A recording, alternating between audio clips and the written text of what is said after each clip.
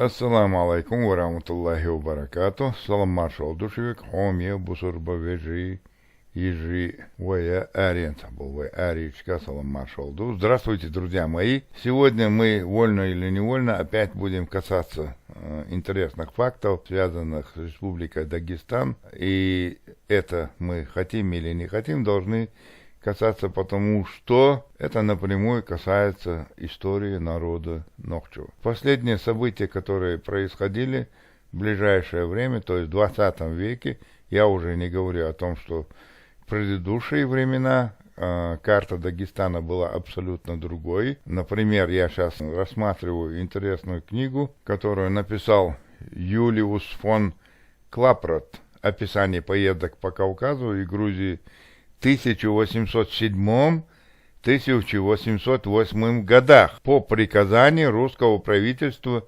Юлиусом фон Клапратом, придворный советник Его Величества императора России, член Академии Санкт-Петербурга, ну и так далее. И здесь, конечно, есть разные народы описываются, но в частности границы, занимаемые теми или иными людьми, и еще не произошел полный, как говорится, передел этих границ. По крайней мере, представители народа Нохчева не знали, хотя они воевали уже к этому времени. Создается иллюзия, что чеченцы не воевали до имама Шамиля. На самом деле это неправда. Чеченцы восставали против, скажем так, империи, которая пыталась загнать его в рамки кабалы, подчинить и заставить платить подати, скажем так, обложить данью. Что и произошло. Ну, в частности, вот экспедиция против чеченцев, Булгакова, генерал. То есть война шла без остановки. Так вот, и вот таким путем была переделана граница чеченских земель. Уже не говорим о том, что эти границы были переделаны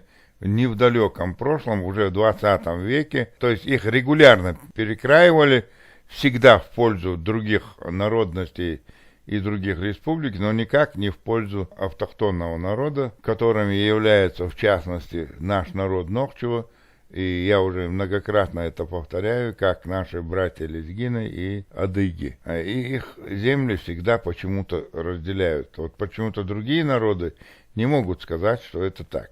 Ну, давайте вернемся к фактам, которые мы сегодня попытаемся рассмотреть. Хочу я или не хочу, вынужден бываю, как говорится, констатировать факты. Какие факты нас интересуют? В совсем недавнем прошлом мы были 23 февраля, события произошли 1944 года, и вот я был в Новолакском районе, у нас как оно называется, Новолакские, Новокули, то есть их, наши чеченские названия, все их переделали, пересмотрели, так что сейчас не знаешь, как правильно назвать и как правильно называется тот или иной населенный пункт после переделки названия. И вот эти названия меня и подвигли рассмотреть весьма интересные факты. Это Чаравали, почему-то называется. Здесь мы были вот на вот этом мемориальном комплексе, когда дагестанцы начали говорить, что мы нигде не воевали, поэтому наши земли разделили между другими республиками, в частности, когда их просили освободить наши дома, они констатировали такие факты, что мы не были участниками Великой Отечественной войны. И вот здесь, в этом мемориале, на вот этих, скажем так, мемориальных досках выбиты фамилии больше 2000 человек. Ну и здесь тоже есть мемориальный комплекс, здесь наше кладбище, и похоронены были в основном чеченцы, но сейчас уже, как говорится, кладбище нас, по идее, всех приравнивают, хоронят здесь мусульман. Так вот, это Аух. Здесь как раз на вот этой площадке, территории проходил этот митинг. Что меня интересует, и давайте вместе посмотрим элементарные названия. Мы знаем, что это Новолакский район, и здесь Чапаево, Новолакская. Дальше поехали, посмотрим Чаравали, какие тут еще есть населенные пункты. Я-то Новокули, еще какие-то Новочуртах, Гамиях и до самого, как говорится, это уже Хасавюрт. Почему мы эти названия рассматриваем? Давайте посмотрим интересный фрагмент еще Мы знаем, что все эти населенные пункты, вот когда их просят освободить дома наши, чеченские, они почему-то начинают визжать, орать, что их притесняют и тому подобное. А теперь смотрите, это карта, вот Махачкала, и в сторону, как говорится, Астрахани от Махачкалы. Вот такой интересный фрагмент есть. И смотрим, Новокули, Чаравали, Чапаево, Навалак, Тухчар, Гамиях, Дучи, Новочуртах, Шушия, Ахар. Вот такие есть названия, которые мы находим здесь же на карте, как видите, Новокули, Новочуртах. Все эти названия задублированы, Чапаева. И это я не зря говорю, потому что давайте попробуем теперь на карте найти этот фрагмент. Вот он, Махачкала. И давайте смотреть здесь Навалахская, Чапаева, Новокули. И смотрим все это Тухчар, Гамиях, Шушия, Ахар. То есть вот эти все населенные пункты, это земли, которые выданы взамен наших земель и наших домов. И это я просто в шоке. Вот оно, Чапаево. И кто бывал в Аухе, скажем так, Ауховском районе, так называемом Навалахском, уже не знаешь, какой из этих назвать Навалахский. У них задублировано несметное количество населенных пунктов. Вообще-то во все времена это было запретным.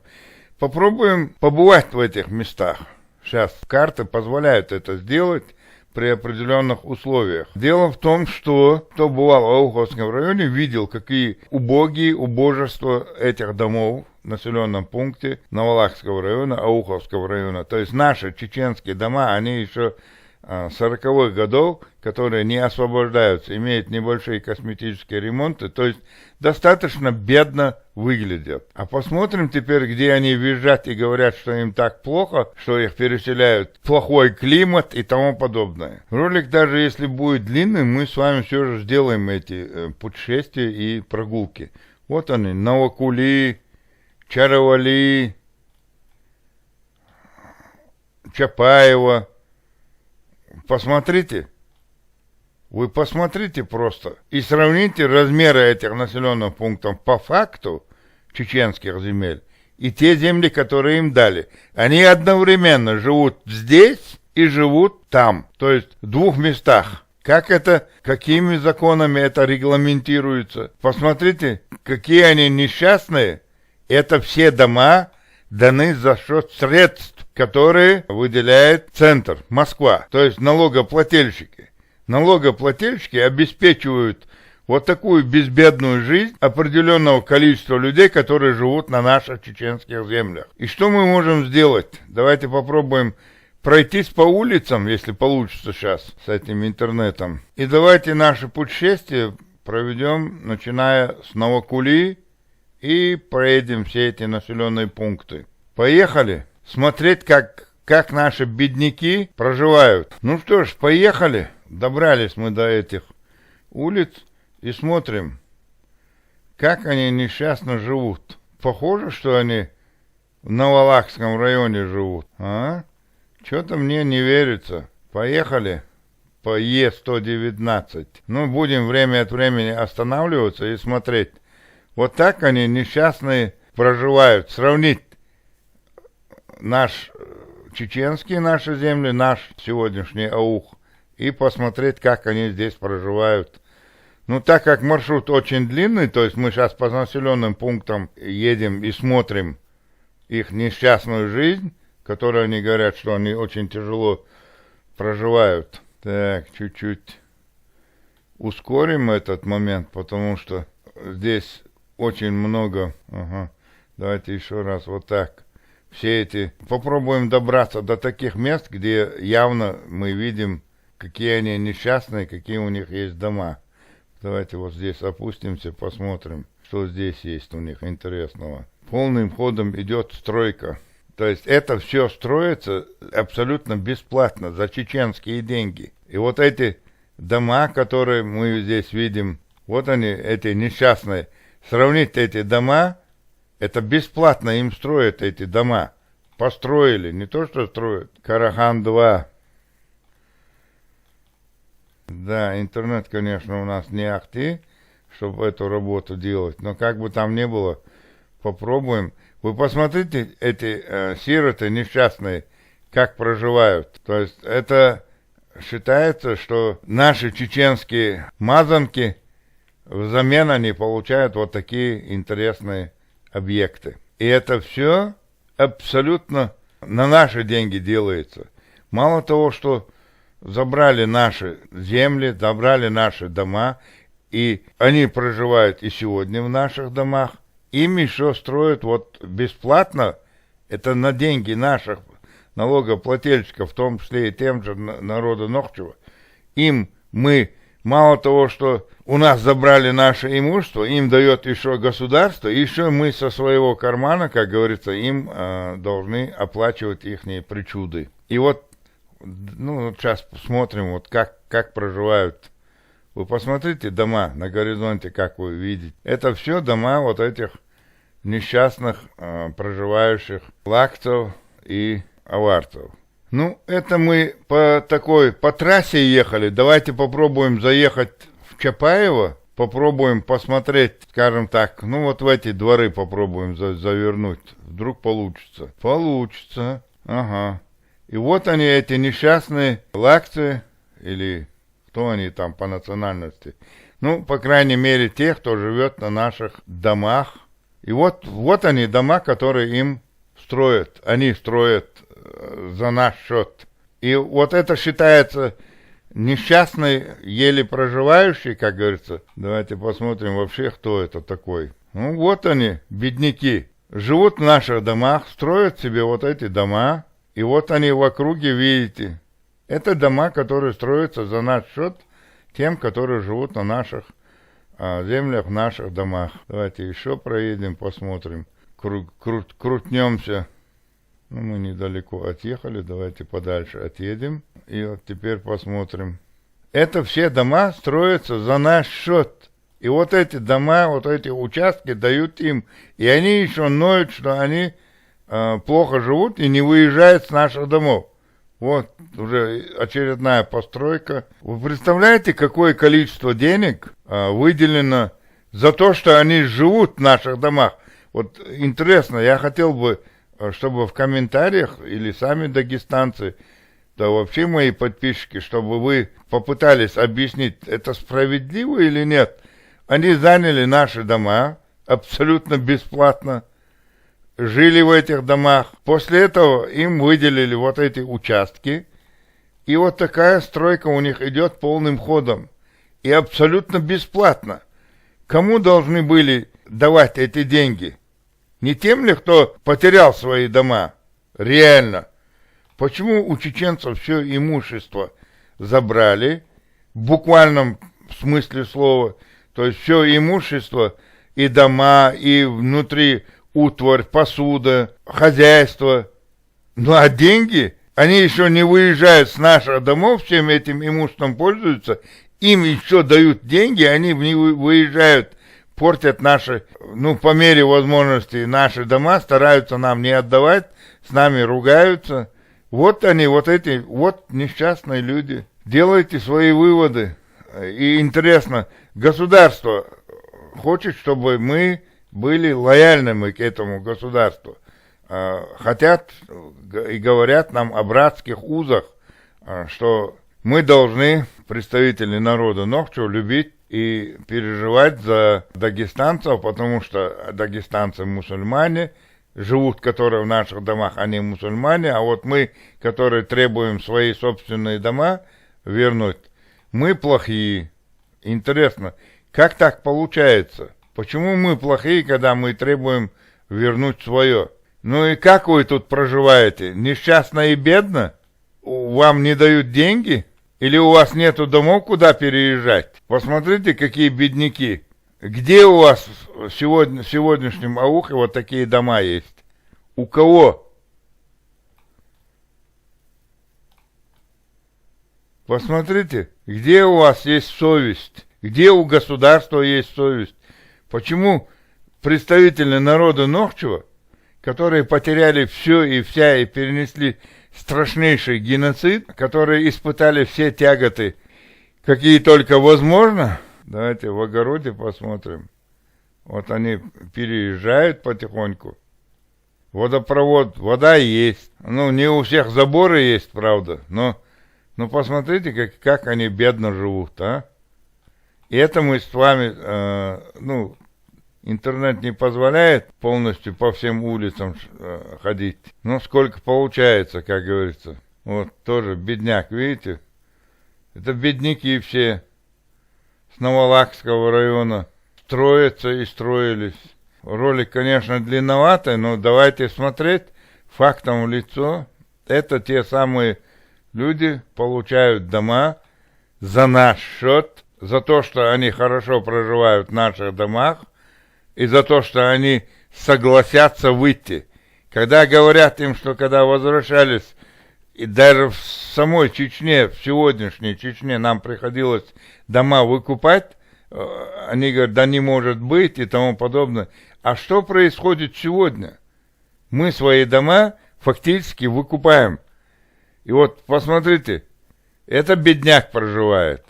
Ему уже построили домик. И вот я гарантию даю, что если сейчас пойти посмотреть, человек, который здесь живет, он полностью, скорее всего, и не выехал-то оттуда. Но это, конечно, я предполагаю, гарантировать не могу, что именно в этом доме бедняк, который проживает, да постройте вы чеченцам дома в Ауховском районе.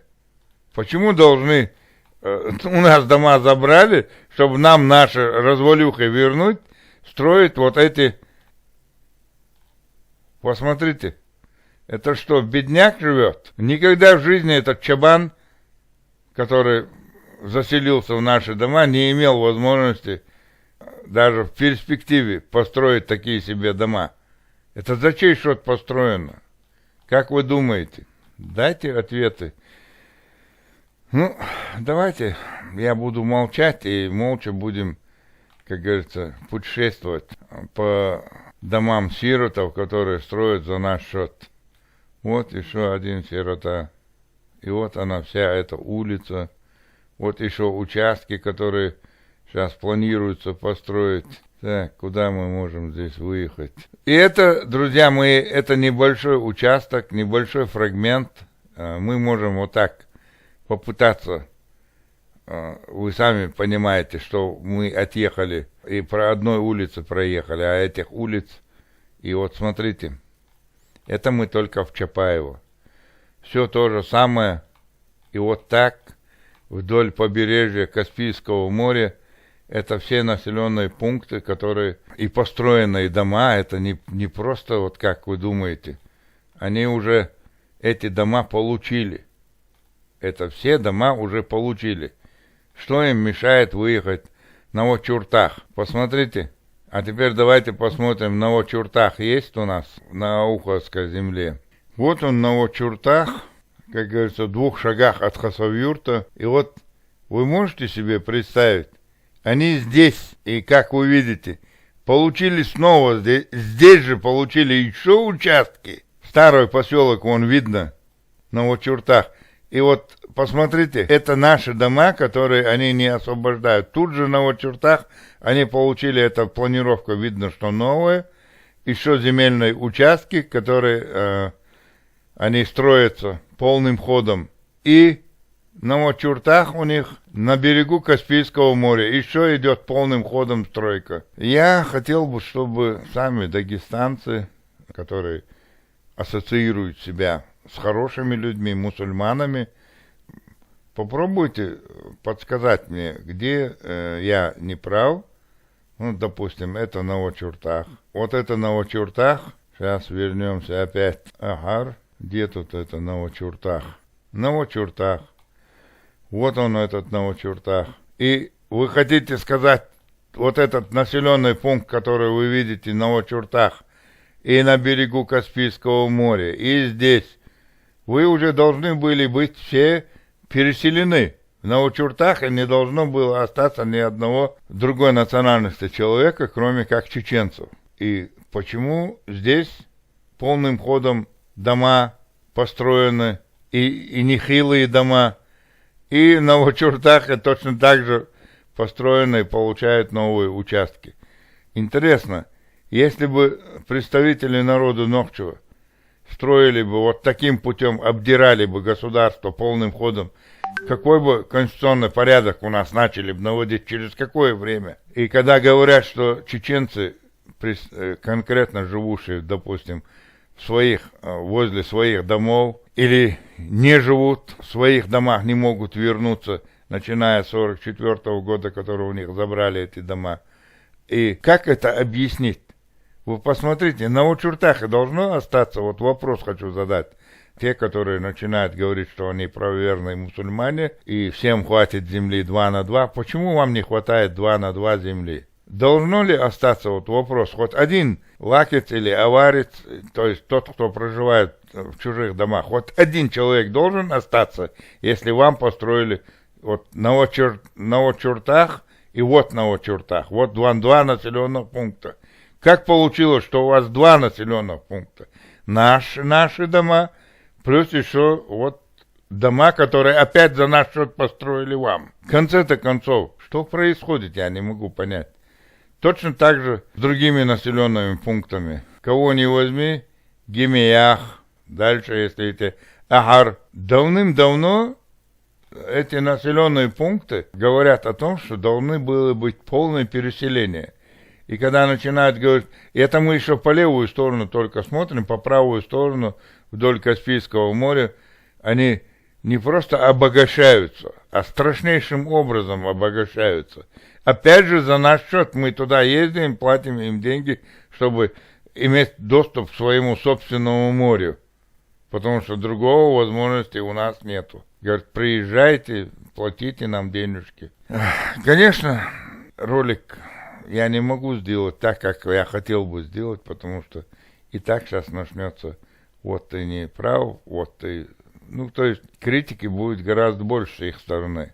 И вот посмотрите, если это Навалак, новый Навалак, Новокули, Чаравали, почему, если здесь уже столько домов, вы еще там проживаете, в наших домах? Почему мы за освобождение своего собственного дома должны вам 1000 домов построить, вас озолотить, обогатить, и все при этом еще ни 1 грамм никакой, ни мусульманский, ни христианский, ни государственный, ни по понятиям, никакие законы вы не соблюдаете. Те, кто живут в домах представителей народа Нохчев. Вам сколько метров нужно? У вас есть где-нибудь совесть или стыд, или срам, или еще что-то? Когда, в конце-то концов, государство начнет финансировать вот эту преступную группу? Почему те, которые реально притеснены, не могут вернуть свои собственные дома, не могут вернуть земли, а мы видим по факту, что делайте свои комментарии, высказывайте, может быть, где-нибудь в каких-нибудь кабинетах государственных у какого-нибудь чиновника, который может решать эти вопросы, проснется совесть и станет стыдно. Смотрите, где миллиарды. Вы посмотрите, куда вбухали миллиарды. Если бы 1/100 долю дать средств чеченцам, как оно должно было быть, они еще, короче говоря, мои комментарии будут неправильно трактованы, поэтому я уже все, больше ничего не говорю. Все права передаю, как говорится, вам, подписчикам. Эти права, они так и так у вас есть. В своих комментариях высказать свою точку зрения, независимо от национальности и вероисповедания, как говорится. Желательно быть объективным, желательно быть справедливым, богобоязненным и соблюдать этику элементарную, соблюдать закон Российской Федерации. Мы-то хотя бы попытаемся это сделать, хотя в отношении нас никаких законов Российской Федерации о справедливости даже мечтать не приходится. Вот вам факты. Если это не документы, если это не факты, я не знаю. Вот где наши деньги, переданные представителям народа Дагестана. Вот наши земли, которые ушли. Сейчас мы загрузится, надеюсь. Вот вам Дагестан и доказательства того, как они получают выгоду от чужого имущества, скажем так. И здесь, если я не прав, то подскажите, вот она, река Сулак идет вот так. И вот эта земля от Сулак, от Терека, между Тереком, вот он выход Терека, и вот он Сулак, выход.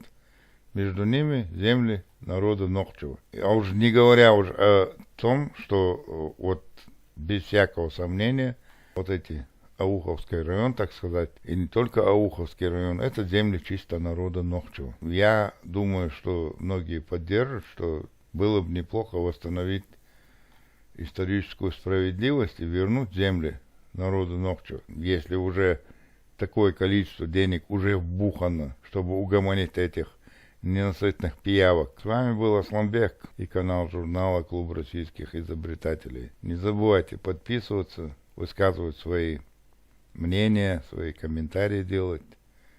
Ну и, естественно, если есть возможность, конечно, каналу нужна помощь финансовая тоже. До новых встреч в следующем ролике.